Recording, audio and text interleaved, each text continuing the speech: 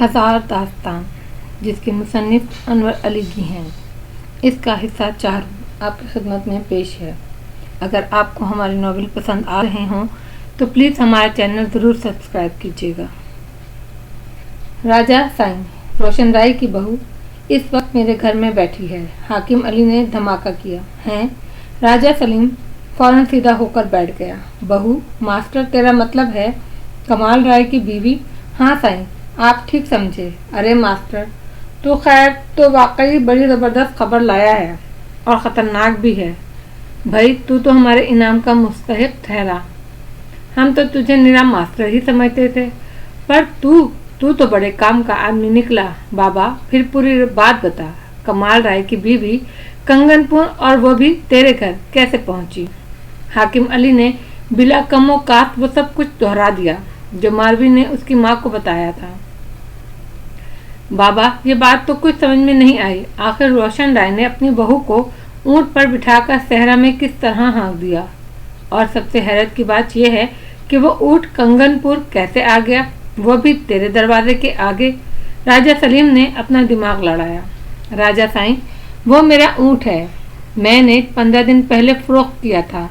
جب اسے صحرا میں اکیلا ہانکا گیا تو اس نے کنگن پور کا راستہ پکڑ لیا۔ وہ میرا اونٹ تھا تو میرے ہی باڑے میں آنا تھا اس نے، حاکم علی نے بتایا۔ اچھا یہ بات تھی، راجہ سلیم نے پھر آنکھیں پھاڑی۔ میں یہی سوچ رہا تھا ماسٹر کے دروازے پر روشن رائے کی بہو کس طرح پہنچ گئی۔ ماسٹر تو نے آج بڑا کمال کیا ہے، تیرا انعام پکا۔ اب میں تجھے جیسا بتاتا ہوں ویسا کر۔ جو حکم راجہ سائیں۔ حاکم علی نے دونوں ہاتھ باندھ لیے۔ موڑھا لا کر ادھر بیٹھ جا میرے پاس، راجہ سلیم نے بڑی خوش دلی سے کہا۔ ایسا شیریں لہجہ مشکل ہی سے کسی ملازم کو نصیب ہوتا تھا۔ کسی زمانے میں راجہ سلیم اور روشن رائے، ان کی دوستی ضرب المثال تھی۔ ایسی دوستی کسی کو نصیب ہوتی ہے۔ راجہ سلیم اگرچہ اتنا بڑا زمیندار تو نہ تھا جتنا روشن رائے، لیکن اس کا رعب اور دبدبہ روشن رائے سے زیادہ تھا۔ اس کا اثر اور رسوخ حاکموں سے لے کر سیاستدانوں تک تھا۔ وہ اپنا کام نکلوانا خوب جانتا تھا۔ اس نے روشن رائے کے بے شمار کام کروا کر دیے تھے۔ جہاں روشن رائے کا اثر و رسوخ کام نہ آتا وہاں راجہ سلیم کا مہرہ چل جاتا۔ ان دونوں کی دوستی کافی پرانی تھی۔ اسکول کالج ساتھ ساتھ گئے، دونوں نے گریجویٹ ایک ہی جگہ سے کیا، مگر تعلیم نے ان دونوں کا کچھ نہ بگاڑا۔ ان کے کرتوت دیکھ کر ان کی ڈگریاں بھی شرماتی تھیں۔ پھر یہی دوستی ایک دن دشمنی میں بدل گئی۔ مشہور ہے دشمنی 3 چیزوں کی وجہ سے ہوتی ہے، ایک پیسہ، دوسری عورت اور تیسری زمین۔ لیکن یہاں دشمنی کی بنیاد چوتھی چیز تھی، یعنی وہاں جو چوتھی چیز تھی وہ ایک گھوڑی تھی۔ اس میں شبہ نہیں کہ وہ عربی نسل گھوڑی بلا کی خوبصورت تھی۔ اس کا مالک ارباب خان تھا، دونوں کا مشترکہ دوست۔ ارباب خان نے ان دونوں کو اپنے علاقے میں تیتر کے شکار پر بلایا۔ جب وہ دونوں جیپ کے بجائے اپنی گھوڑی وہاں پہنچے تو وہ ارباب خان جیپ کے بجائے اپنی گھوڑی پر سوار ہو کر حویلی سے باہر آیا۔ دونوں نے اس گھوڑی کو دیکھ کر حیرت اور محبوبیت کا اظہار کیا۔ دونوں چپ چاپ بیٹھے کے بیٹھے رہ گئے۔ ارباب خان اپنی گھوڑی دوڑاتا ان کے نزدیک پہنچا، ان کے قریب پہنچ کر گھوڑی سے اتر گیا۔ اس نے گھوڑی کی گردن تھپ تھپائی اور دونوں سے بیک وقت مخاطب ہو کر بولا، کیسی ہے؟ بہت شاندار، راجہ سلیم نے جلدی سے کہا۔ اور بہت خوبصورت، روشن رائے بھی بولا۔ ارباب خان، کیا اسے بیچو گے؟ راجہ سلیم کے منہ سے بے اختیار نکلا۔ راجہ ایسی بات کیوں کرتے ہو؟ کیا یہ آپ کو پسند ہے؟ ارباب خان نے پرخلوص لہجے میں کہا، بابا میں اسے دیکھتے ہی اس کا عاشق ہو گیا ہوں۔ راجہ سلیم نے مسکرا کر کہا، بس تو راجہ سائیں، یہ گھوڑی آپ کی ہوئی۔ راجہ ارباب خان نے فوراً فیصلہ سنا دیا۔ شکریہ ارباب خان، تمہارا بہت شکریہ۔ راجہ سلیم نے ذرا بھی تکلف نہ کیا، اس نے بھی گھوڑی فوراً قبول کر لی، جبکہ روشن رائے اس گھوڑی کو حسرت سے دیکھتا رہ گیا۔ اسے اپنے آپ پر غصہ تھا کہ اس نے بولنے میں پہل کیوں نہ کی، کیوں سوچتا رہ گیا، ورنہ یہ مشکی گھوڑی اس کی ہو جاتی۔ شکار ختم ہوا اور وہ لوگ اپنی اپنی حویلیوں کی طرف لوٹ گئے، لیکن وہ گھوڑی روشن رائے کے دماغ میں رہ گئی۔ وہ ہر وقت اس کے تصور میں رہنے لگا، رہ کر اس کے دل میں کسک ہوتی، جانے اس نے بولنے میں پہل کیوں نہ کی۔ ورنہ وہ گھوڑی آج اس کی ہوتی۔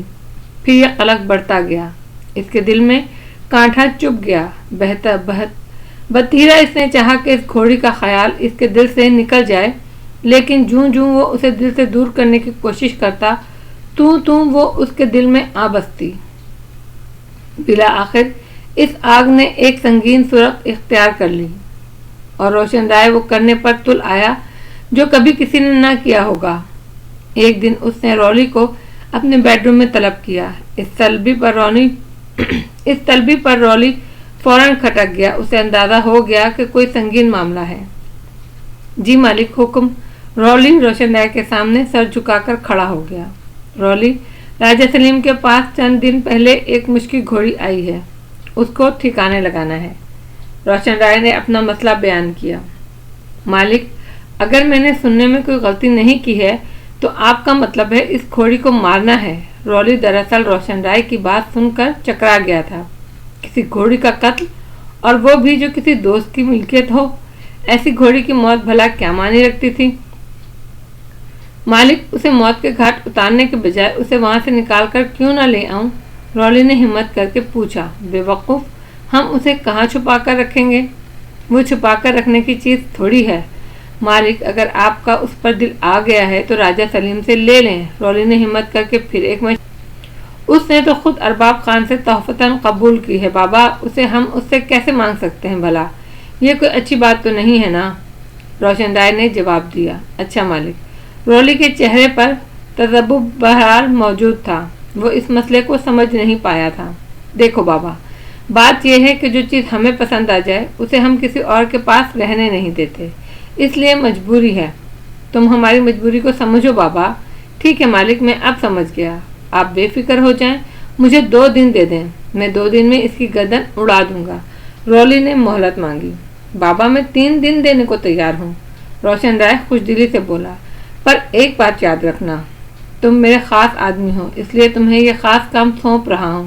دوستی کا معاملہ ہے، ذرا خیال رکھنا تم پر کسی کی نظر نہ پڑے۔ آپ فکر ہی نہ کریں مالک، میں احتیاط رکھوں گا، رولی نے خوش ہو کر بڑے مؤدبانہ انداز میں کہا۔ لیکن سارے فیصلے آدمی کے ہاتھ میں نہیں ہوتے، کبھی کبھی تقدیر بھی اپنا کھیل کھیل ہی لیتی ہے۔ کچھ ایسا ہی یہاں پر بھی ہوا۔ ایسے فیصلے جنہیں رقم کرتے ہیں، یہ فیصلہ بھی کچھ ایسا ہی تھا۔ اس سے تاریخ رقم ہوئی، ایک مضبوط دوستی ایک مضبوط دشمنی میں تبدیل ہو گئی۔ رولی نے اپنے طور پر یاد کرنے کی کوشش کی تھی، لیکن کوشش کے باوجود وہ دیکھ لیا گیا۔ اپنی معلومات کی روشنی میں رولی پورے اطمینان سے جانوروں کے اس باڑے میں داخل ہوا جہاں اس حویلی کے جانور بندھے ہوئے ہوتے تھے۔ اس گھوڑی کے لیے ذرا الگ سے جگہ بنائی گئی تھی۔ اس باڑے میں اس گھوڑی کے علاوہ 2 گھوڑے اور بھی تھے، یہ دونوں ایک ساتھ بندھے تھے۔ جب رولی باڑے میں داخل ہوا تو آدھی رات کا وقت تھا، پورے باڑے میں اندھیرا پھیلا ہوا تھا۔ ایک چار تقدیر نے اپنا کھیل شروع کیا۔ اچانک ایک بندے کی آنکھ کھل گئی۔ اس نے ملگچی اندھیرے میں ایک سائے کو مشکی گھوڑی کی طرف بڑھتے ہوئے دیکھا۔ وہ فوراً اٹھ کر بیٹھ گیا۔ اس نے تکیے کے نیچے سے ٹارچ نکالی اور دبے پاؤں اس سائے کے پیچھے پیچھے ہو لیا۔ وہ چاہتا تھا کہ اس بندے کو جا کر پیچھے سے پکڑ لے۔ ابھی وہ سائے سے 5 قدم پیچھے تھا کہ تقدیر نے اپنا فیصلہ رقم کیا اور وہ تاریخی لمحہ ہو گیا۔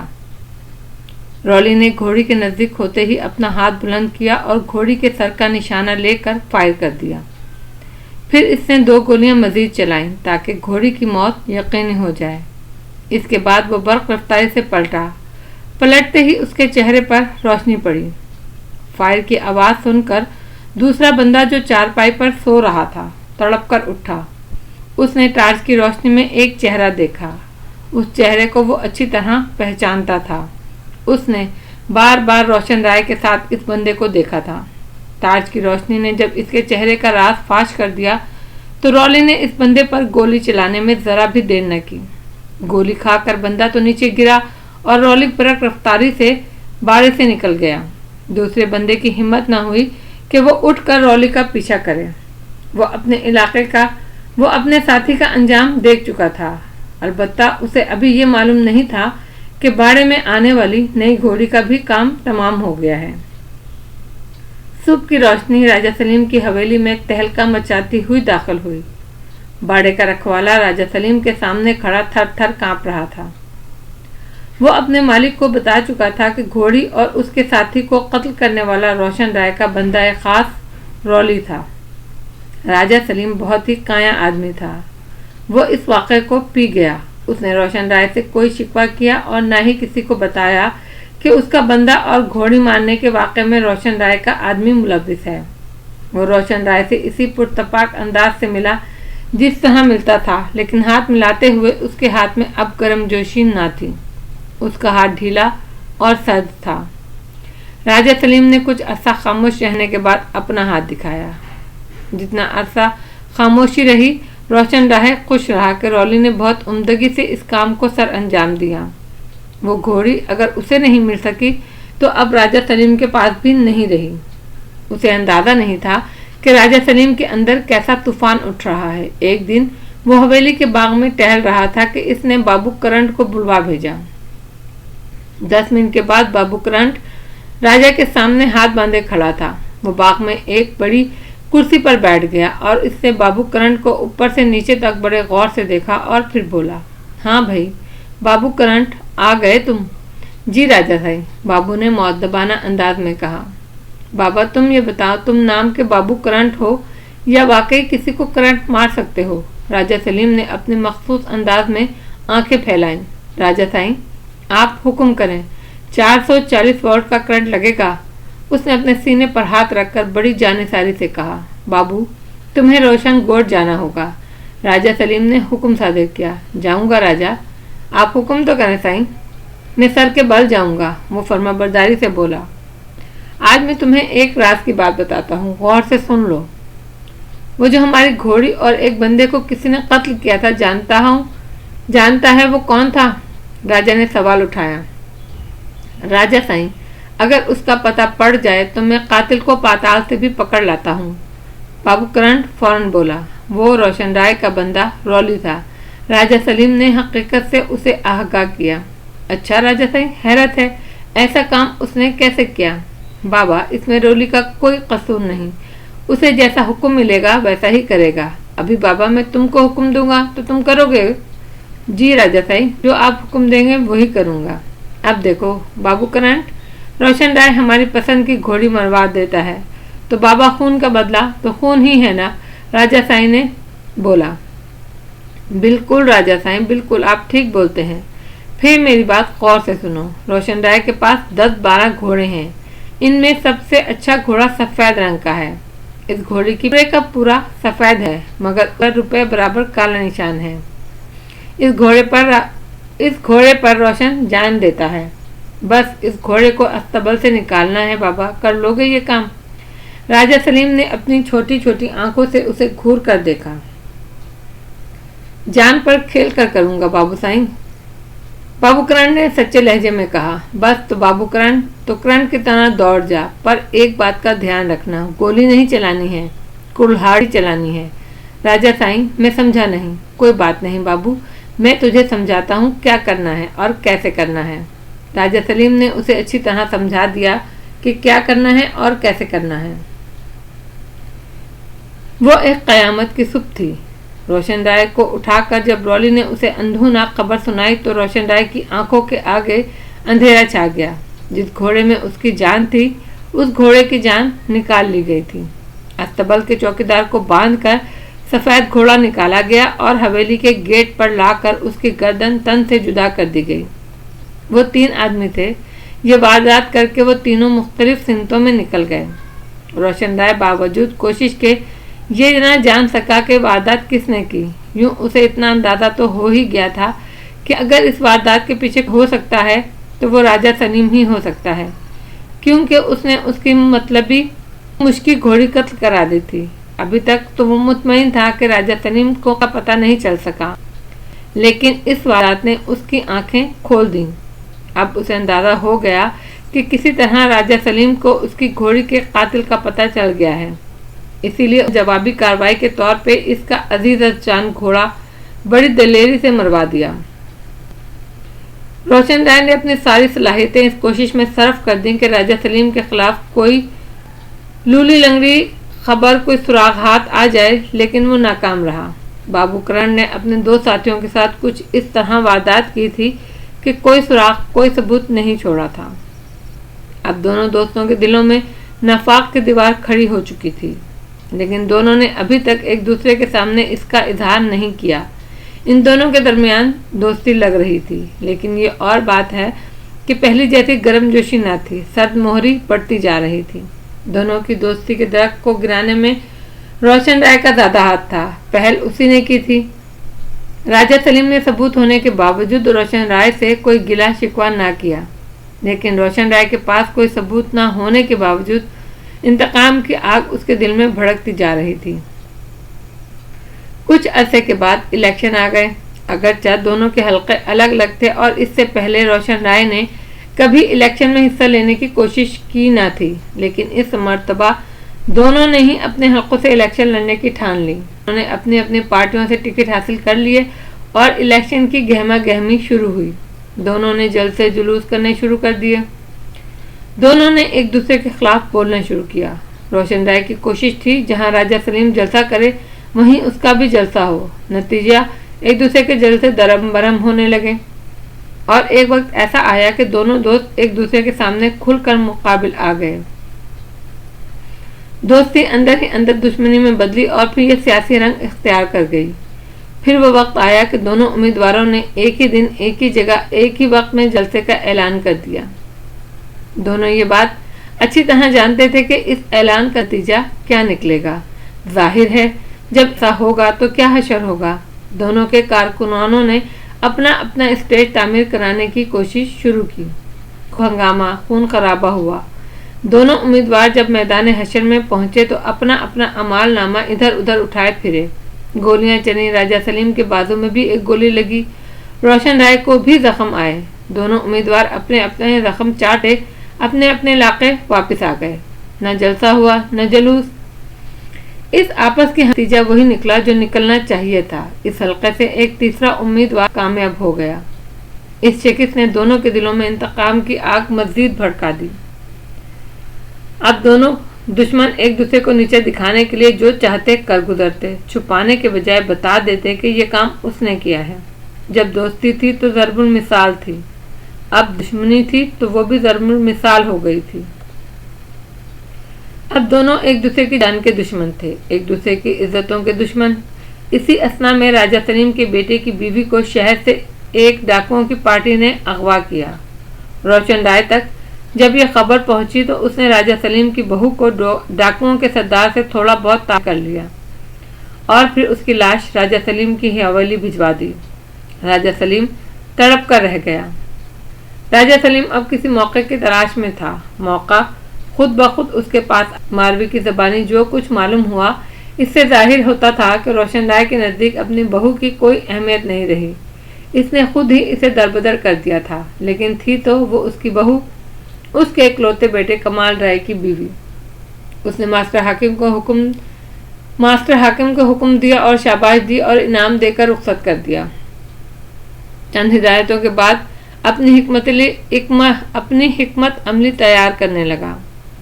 اس حکمت عملی کے تحت ہی بابو کرن نے حاکم علی کے گھر سے ماروی کو اٹھایا اور اسے قالین میں لپیٹا، راتوں رات اس سڑک پر رکھ دیا جو سپر ہائی وے کو ملاتی تھی تو دوسری طرف روشن گوٹ کی طرف جاتی تھی۔ راجہ سلیم جانتا تھا جس کی بھی نظر سب سے پہلے سڑک پر پڑے قالین پر پڑے گی وہ اس خبر کو حویلی تک ضرور پہنچائے گا۔ اب اس کو کیا پتا کہ وہ پہلا آدمی اس کا شوہر کمال رائے ہی ثابت ہوگا۔ کمال رائے اپنی بیوی کی گمشدگی سے پریشان تھا، اگرچہ اس کے باپ نے اسے یہی باور کرانے کی کوشش کی تھی کہ ماروی ایک لڑکی کو جنم دے کر چل بسی ہے، لیکن حقائق نے اس سانحے کے سرے سے نفی کر دی تھی۔ جب اس نے اپنی بیوی کی تلاش میں سرگرمی دکھائی اور اس راز کے نزدیک پہنچنے لگا تو اس کے باپ نے اس کو حویلی بدری کے احکامات جاری کر دیے۔ اس نے حویلی بلا پیش و پش چھوڑ دی۔ اپنی ماں کی آنکھوں میں آنسو وہ نہیں دیکھ سکتا تھا۔ اسے کیا پتا تھا جن آنسوؤں کی وجہ سے اس نے حویلی چھوڑنا گوارا کر لیا وہ آنسو خود اس کی آنکھوں میں بھی بھر آئیں گے۔ اس کی بیوی یوں اسے راہ میں مل جائے گی۔ मालवी की लाश देखकर इसके दिल में टीसें सी उठ रही थीं। ज़ब्त के तमाम बंधन दुख के रीले में बह गए। वो फूट फूट कर रो दिया। रॉली और हॉली उसे वापस हवेली लाना चाहते थे, लेकिन उसने जाने से इनकार कर दिया। उसने अपनी मालवी की लाश को अपने हाथों में उठाया, उसे पिजारो की पिछली सीट पर डाला और खुद भी उसके साथ ही बैठ गया। फिर इसने इंतहाई सर्द लहजे में हुक्म दिया, चलो कराची। रॉली ने जब छोटे मालिक को लाश के साथ पीछे बैठते हुए देखा तो अंदाजा कर लिया कि वो किसी कीमत पर हवेली नहीं जाएगा। इसने फौरन फैसला किया। उसने हॉली को चंद हिदायत देकर एक बंदे के साथ वापस हवेली जाने को कहा और खुद 2 बंदों के साथ पजीरों में बैठ गया और ड्राइविंग सीट संभाल ली। पजीरो कमाल राय के हुक्म के मुताबिक अब कराची की जानिब रवाना थी। पजीरो के जाने के बाद हॉली और उस बंदे ने मिलकर कालीन को रोल किया। हॉली ने इस कालीन को बंदे के कांधे पर रख दिया और फिर दोनों हवेली की तरफ चल दिए। इस वक्त दोनों हवेली से 10-12 किलोमीटर के फासले पर थे। पैदल सफर उनके लिए एक मुश्किल काम था। उन दोनों के लिए ये फासला ऐसा न था कि पैदल चलकर हवेली पहुंच जाते। वैसे उन्हें तवक्को थी कि रास्ते में कोई न कोई सवारी उन्हें जरूर मिल जाएगी। हुआ भी यही। अभी वो 1 किलोमीटर भी नहीं चले होंगे कि पीछे से एक ऊंट गाड़ी आ गई।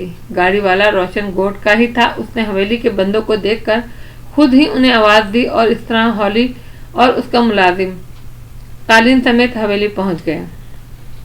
हॉली ने हवेली पहुंचकर कालीन बरामदे में रखवाया और खुद रोशन राय की तलाश में चल दिया। इतने में इसकी नजर नफीसा बेगम की मुलाजमा खास भाग परी पर पड़ी। वो तेजी से कदम बढ़ाता उसके नजदीक पहुंचा। क्या हुआ? भाग बरी ने हॉली को परेशान सूरत में देखकर पूछा। मालिक कहाँ हैं? वो मालकन के साथ नाश्ता कर रहे हैं, भाग बरी ने जवाब दिया। जब नाश्ता कर लें तो उन्हें खबर देना कि मैं उनसे मिलना चाहता हूँ, जरूरी काम है। भाग बरी ड्राइंग रूम में पहुंची तो रोशन राय नाश्ता कर चुका था। मालिक, वो हॉली आया है, कोई खबर लाया है, भाग बरी ने बड़े मुअद्दबाना अंदाज में झुक कर कहा। हॉली आ गया? रोशन राय ने चौंक कर घड़ी देखी। क्या उसके साथ रॉली भी है? नहीं मालिक, अकेला है वो। भाग बरी बोली। अच्छा, मैं अपने कमरे में जा रहा हूँ, तुम उसे वहां भेज दो। रोशन राय ने नफीसा बेगम के चेहरे पर नजर डालते हुए उठकर कहा और तमकीनत से चलता हुआ कमरे से चला गया। वो हवेली के अंदरूनी हिस्से से अपने निश्चितगाह पहुंच गया। अभी वो मुलाकात के इस खास कमरे में पहुंचकर सोफे पर बैठा ही था कि मोबाइल फोन की घंटी बजी। उसने मोबाइल फोन का बटन दबाकर बड़े गंभीर लहजे में कहा, हेलो। इधर से एक जोरदार कहका सुनाई दिया। कौन हो तुम? रोशन राय ने गुस्से में पूछा। उधर से फिर वही जहरीला कहका आवाज में सुनाई दिया। तब रोशन राय ने फौरन उस आवाज को पहचान लिया। यह कहका सुनकर वो अंदर ही अंदर खौफजदा हो गया। वो अच्छी तरह जानता था इस जहरीली हंसी के पीछे जरूर कोई न कोई उसकी फतह होगी। उसकी फतह मगर रोशन राय की शिकस्त। जाने इस हंसी के पीछे क्या खबर हो। धड़कते दिल के साथ खबर का वो इंतजार करने लगा, लेकिन उधर से फोन बंद हो गया। रोशन राय ने अपना मोबाइल फोन बंद करके एक झटके से उसे सोफे पर फेंक दिया। इतने में एक मुलाजिम अंदर आया और हाथ जोड़कर खड़ा हो गया। हॉली आया है? रोशन राय ने पूछा। जी मालिक। भेजो उसे, रोशन राय ने हुक्म दिया। मुलाजिम के गायब होते ही हॉली कमरे के अंदर सहमा सा दाखिल हुआ। रोशन राय ने उसके चेहरे पर एक निगाह डाली और अंदाजा लगा लिया कि कोई परेशान कुन खबर ही लाया है। क्या मुसीबत आई है? बोलता क्यों नहीं? रोशन राय ने झुंझुला कर कहा। मालिक, मेरे पास अच्छी खबर नहीं है। हॉली ने गोया जान की अमान पाते हुए मादरत भरे लहजे में कहा। अरे बाबा, तेरे पास जो भी खबर है बता, दादा ड्रामा ना कर। रोशन राय ने सर्द लहजे में कहा। मालिक, यहाँ से कोई 12 किलोमीटर परे एक लिपटा हुआ कालीन दिखाई दिया। मालिक, उसे मैंने और रॉली ने खोला तो उसमें से छोटी मालकन की लाश निकली। हॉली ने डरते डरते खबर सुनाई। छोटी मालकन की लाश? तेरा मतलब है कमाल राय की बीवी की लाश? इस खबर ने रोशन राय की रीढ़ की हड्डी में सरसीर लहर दौड़ा दी। उसने घबराकर तस्दीक चाही। जी मालिक। रॉली ने तस्दीक कर दी। कहाँ है लाश? चलो मुझे दिखाओ। वो खड़ा हुआ। मालिक, लाश छोटे मालिक कराची ले गए। वो हवेली वापस आने पर किसी तरह राजी न हुए। रॉली उनके साथ गया है और मैं गाड़ी से उतरकर आपके पास आ गया। मैं वो कालीन जरूर साथ ले आया हूँ जिसमें छोटी मालकिन की लाश लिपटी हुई थी। वो बरामदे में पड़ा है, हॉली ने बताया। रोशन राय को इस वक्त कुछ सुनाई नहीं दे रहा था, बस हर तरफ उस जहरीले कहके की आवाज आ रही थी। यह कहका जहन में बुझा हुआ था, उसका दिल चीर रहा था। ये कहा राजा सलीम का था। कराची पहुंचने तक पजीरों में मौत का सन्नाटा छाया रहा। किसी में हिम्मत ना थी जो कमाल राय से मुखातिब हो सकता। रॉली बस नजर उठाकर आईने में देख लेता था। कमाल राय ने मालवी का सर अपनी गोद में रखा हुआ था। वो बार बार सर पर हाथ फेरकर उसका चेहरा देखता था। मालवी का चेहरा जर्द था, उसके होंठों पर हल्की सी मुस्कान थी। वो जब भी अपने होंठ धीरे से बंद करती तो यूं महसूस होता जैसे मुस्कुरा रही हो। वही मुस्कुराहट मरने के बाद भी उसके होंठों पर मौजूद थी। वो उसका चेहरा, आंखों से आंसू जारी हो जाते। पूरे रास्ते उसकी आंखों से गरम गरम आंसू निकलकर उसके रुखसारों पर बहते रहे। उसके आंसू पहुंचने वाला कोई न था। खुद उसे रोने से फुर्सत न थी। वो उसे रोता या अपने आंसू पोंछता। कराची में दाखिल होने से पहले रॉली कमाल राय से मुखातिब हुआ। मालिक कहाँ जाएंगे हैं? उसने कई घंटे के बाद किसी की आवाज सुनी तो चौंका। वो अपने हवासों में था। जब से उसने मालवी की लाश देखी थी उस पर दुखों के पहाड़ टूट रहे थे। उसके हवास गुम के थे। वो किसी सूरत में अपनी मालवी से जुदा होना नहीं चाहता था। वो उसे लेकर हॉस्टल नहीं जा सकता था। इसीलिए फिर कुछ सोच कर बोला, डिफेंस चलो। रॉली कमाल राय के इस फैसले से खुश हुआ। उसे डर था कि मालिक कहीं ऐसी जगह न चले जाएं जहां वो उनके साथ ना जा सके। वो कमाल राय के साथ रहना चाहता था ताकि रोशन राय को सारी सूरत हाल से आगाह कर सके। डिफेंस के बंगले में पहुंचकर कमाल राय ने वहां मौजूद मुलाजिम दिलदार को ऊपर का बेडरूम खोलने का हुक्म दिया।